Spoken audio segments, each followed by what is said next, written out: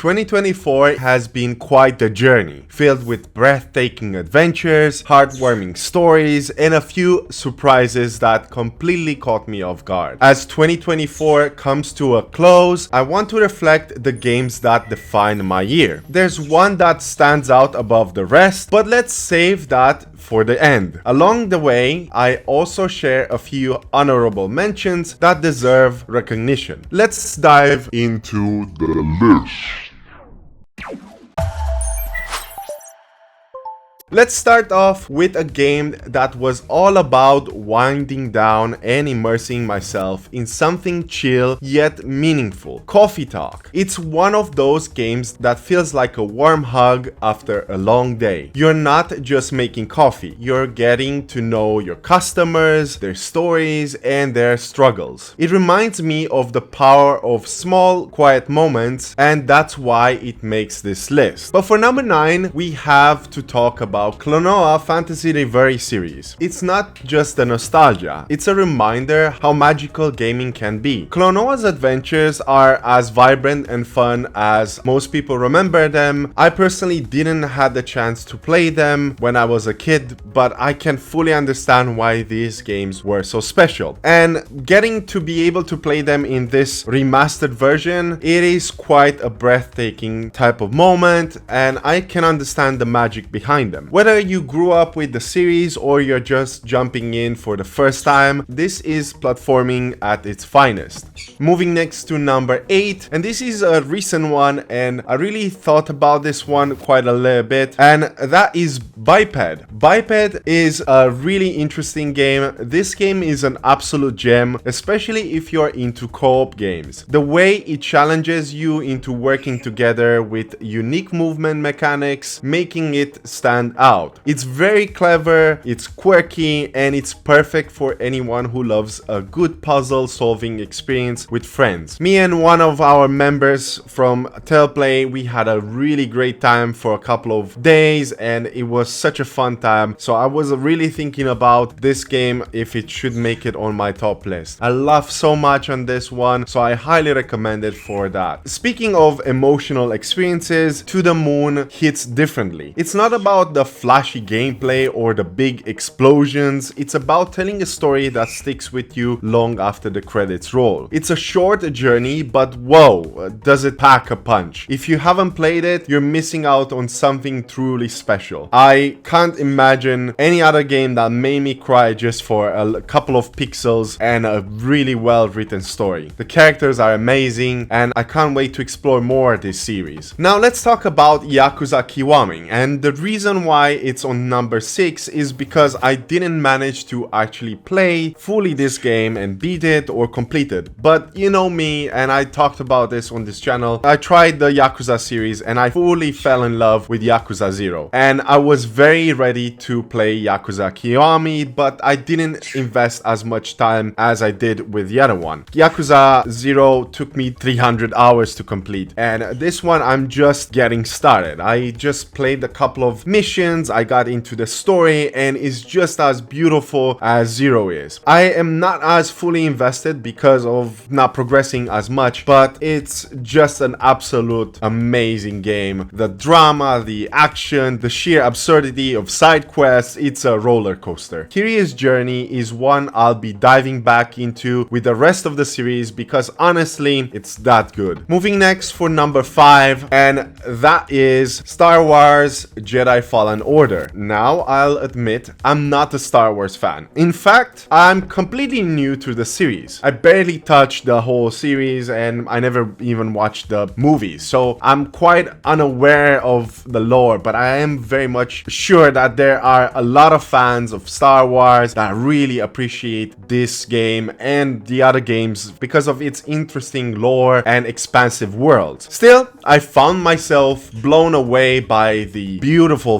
visuals, by the whole aesthetics of the game and the gameplay itself. Exploring new planets, mastering the lightsabers and the force abilities were a great time, and this game is an absolutely beautiful cinematic story. It all feels so fresh and exciting, and I really enjoyed it. Cal Kestis' story was unforgettable, even for someone who wasn't already invested in the universe. For number 4, now here's a game that really surprised me in the best way possible, and that is Dave the Diver. It's quirky, it's hilarious, and it's ridiculously fun and addictive. You're running a sushi restaurant throughout the evening, and in the morning and the afternoon you're going and exploring the deep oceans and fishing. You're basically doing scuba diving and trying to get as much fish for your restaurant. It's an interesting and unique mix where you're thrown in this world and you get to explore and fall in love with the characters that are really complex and well written. Not only that, but you're constantly bombarded with gameplay elements and things that you can do that really makes this game so captivating. If you haven't played this one yet, you're in for a treat. Honestly, try it out. I'm very sure that it will hook even the ones that are not so much into this kind of genre where you're more managing or you're doing farming or any other things like that. It combines so many elements that really makes no sense that they get together and bond so well, but they honestly do, and it took me by surprise. Now let's shift gear a little bit, literally, with Forza Horizon 4. This game captured me for more than 200 hours. From the stunning landscapes to the insane variety of cars, it's everything a racing game should be. Whether I was competing in events or just cruising around, it was always a blast. I'm honestly saddened that this game is not anymore accessible for people who want to purchase it because it was taken down the store. You can still play it if you own the game, but honestly, what a game and what an amazing experience. 2024 was crazy packed with me playing 3 racing games, and out of all the 3 ones, this one stood out the most. I can talk about the other 2, but honestly, this one was the best racing game I've played so far in a long period of time. Moving on, let's talk about my second favorite game of the year, and we're very close to the top now. So my number 2 is Dragon's Dogma 2. This game is the only game that freshly came out in 2024 because I'm not the type that really gets hyped up with new titles nowadays. I will make another video where I'll be talking about why new games don't really capture me anymore, and I'm honestly waiting patiently and focusing more on the backlog, but that's a video for another time. But Dragon's Dogma was an anticipated game that I really looked forward to try out in 2024. This game brought back that magic of epic RPGs for me and for anybody who is a fan of this series. The sense of adventure, the thrill of battling massive creatures, and the endless ways to shape your party. It's the kind of game you'll lose yourself in. Now, if you're a fan of the old one, you're definitely gonna enjoy it. If you love Monster Hunter, this is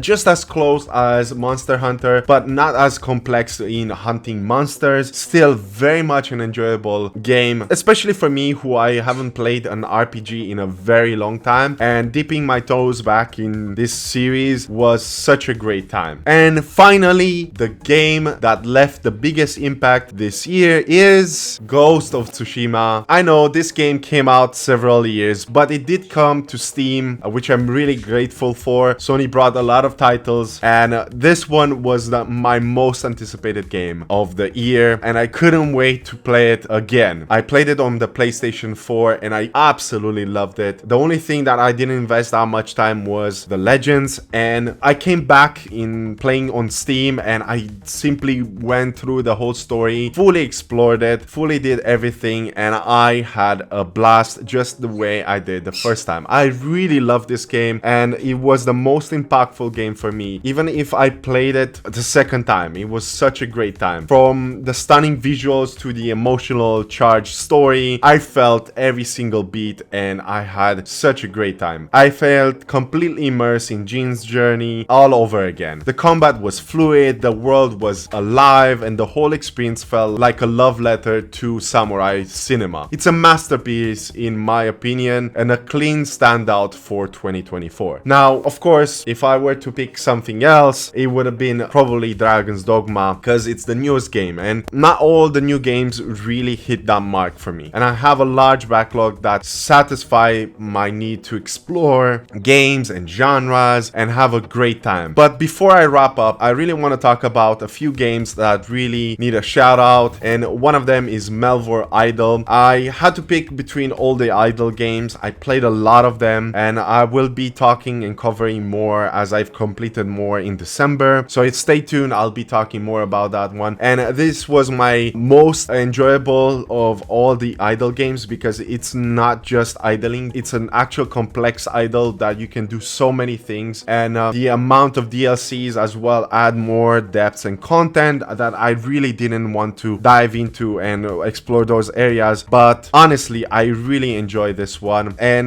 despite its deceptive simplistic thing, it's an endlessly engaging. The second one that I want to give a shout out is Balatro, and this is a roguelike deck builder that came out in 2024. For a lot of people, this game is a game of the year. I can understand why. There's some sort of element that really hooks you up, but still the game, I feel like I didn't spend that much time in it, and the game really didn't serve me yet in that sense to be like wanting to go more and more and more. So I feel like I'm always having a couple of sessions here and there, but not enough for me to be able to say like, yeah, this is the game that really defined my 2024. Moving next, I also want to give a shout out to Mountain Valley 2, as it deserves its mentions for its beautiful aesthetics, the puzzles, and the deeply thought-provoking elements. I really enjoyed the visuals of the game and the very simple story that it had to tell. Machinarium is a timeless classic that I also enjoyed, with its stunning hard drawn art that I got it this Christmas from one of our members in Discord. So if you want to join our Discord, feel free to check the description down below. And it really took me by surprise. It was such a great time. I did play other games from these developers, and I was so glad to pick this game up and play it. It's pretty short to complete, but it's very thought-provoking, and the puzzles are extremely complex and sometimes tough to figure out. So I like that about it. The game respects your intelligence, and it's a great plus for me. And I can't forget Archons, a rogue survivor game that brought a truly unique twist to the genre. You control the two characters, the Archons, simultaneously, which adds a layer of complexity that is so satisfying to master. Plus, the ability to customize your builds and abilities lets you shape your playstyle however you like. The fast-paced combat and creative boss fights keep me coming back for more, not to mention the rhythm of the music and the beats and the attacks, absolutely stellar. And it was such a great experience that I want more people to try out. And the last one, finally, The Crew, which gave me the adrenaline rush I needed with a massive open world racing game. This is an honorable mention because I really wanted to try this one out before it was gone, and I was surprised by the story of the game. Honestly, it had one of the best racing game stories that I played in a long time. It reminded me so much of Need for Speed, and the tuning aspect of the game and playing with a car that was differently tuned but you have the same model was a fascinating thing. And most importantly, I have to give credit to Ubisoft for making such a stunning world, and it's such a shame that this game cannot ever be played any longer, but the amount of time that I spent with it, I had a great time. So it was a fantastic experience, and I wish I played more. It wasn't as good as Forza Horizon 4, but definitely it deserves its flowers. And that is my top 10 games for 2024. This year was packed with incredible experiences, and narrowing it down was really not an easy task. I really thought a lot about this one. I even asked some help from my wife to help me out and